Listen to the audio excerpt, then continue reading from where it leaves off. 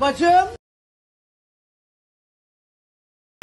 Bir cisim yaklaşıyor efendim. Kimsin sen? Yanık kokusu ondan mı geliyor? Siz onun altını açmıştınız. Kapatmıştım. Yanmamış. Dibine tutmuş. Gayet güzel. Güzel mi? Zaten böyle olması gerekiyor.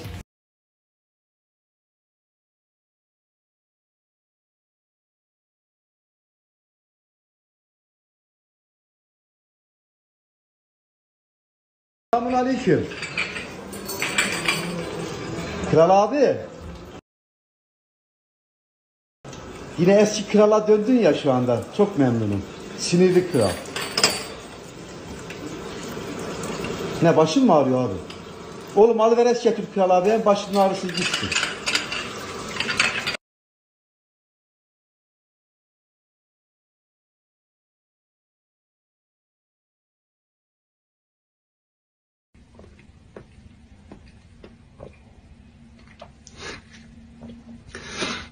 Denemek ister misin?